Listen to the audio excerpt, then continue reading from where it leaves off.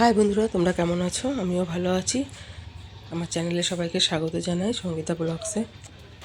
সকালে সব বাসি কাজ সারা হয়ে গেছে। এদিকে মেয়েকেও পড়তে বসিয়ে দিয়েছি। আজকে কোনো কাজ বাজ তোমাদের সঙ্গে শেয়ার করলাম না। মেয়ের অনেক পড়া বাকি ছিল, সেগুলো করাবো বলে তাড়াতাড়ি কাজ সেরে নিয়েছি। এদিকে ওকে পড়তে বসিয়ে দিয়েছি, আর এদিকে সব কাজও আমার করা হয়ে গেছে। এবারে টিফিন বানাবো, ওকে আবার স্কুলে পাঠাবো, ওর বাবাও কাজে বেরোবে। ঘর দেওয়া সব গোছানো হয়ে গেছে। রান্নাঘরেই ওকে পড়তে বসিয়েছি, নাহলে পাশে বসে একটু পড়াটা দেখাতে পারবো। এদিকে আমি আমার রান্নাটাও করতে পারবো। সকালে আলু চচ্চড়ি করেছিলাম টমেটো দিয়ে, কালো জিরে ফোড়ন দিয়ে। তোমাদের এরকম তরকারি খেতে ভালো লাগলে জানিও কমেন্টে। আর করেছিলাম পরোটা, ওটা আটার পরোটা করেছিলাম, একটু ময়দার পরোটা করেছিলাম। দুটোই অল্প অল্প মাখা ছিল, আর মাখিনি সকালে এটারই করে ফেলেছিলাম পরোটা। এরকম 3 কোনা পরোটা খেতেও বেশ ভালো লাগে।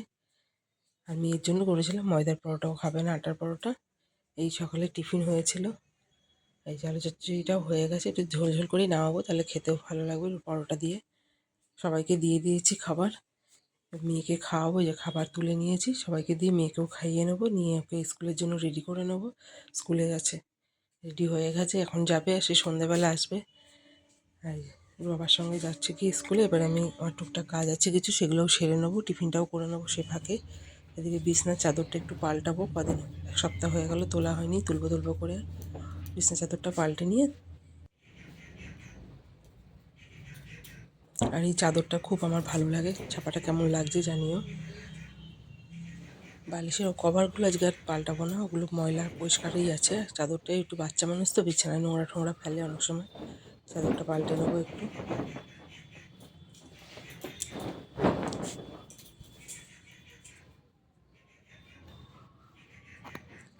দেখো চাদরটা পাতা হয়ে গেছে, কেমন লাগছে বলো? চাদরের ছাপাটা আমার খুব ভালো লাগে, ছাপাটা।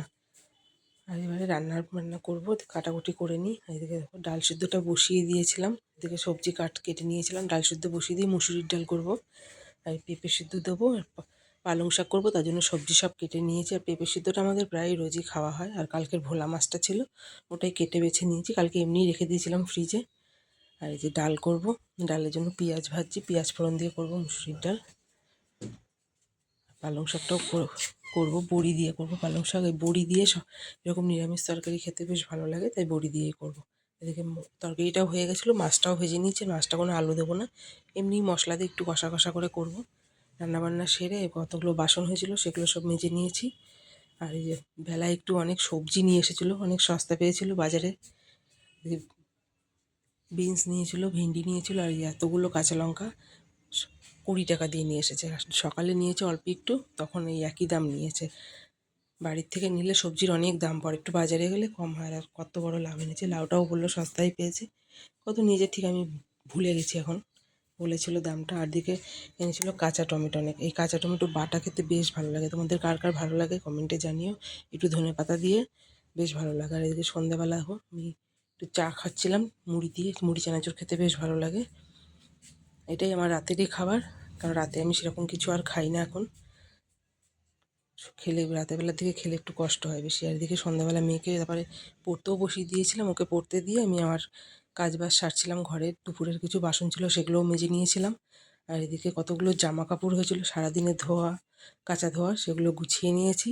আমাদেরগুলো এখানে রেখে দিলাম ভাঁজ করে, আর মেয়েরটা রাখবো ঘরে, ওর বাস্কেট আছে একটা, এই বাস্কেটের মধ্যে ওর জামা কাপড়গুলো সব রাখি, এর জন্যই এটা নেওয়া হয়েছিল। আর এদিকে মেয়েকে তারপরে রাতের খাবার খাওয়াবো। আর ওই মুসুরির ডাল দিয়ে রুটি খেতে খুব ভালোবাসে, ও ডাল শুধু শুধুই চুমুক দিয়ে খেয়ে নেয়।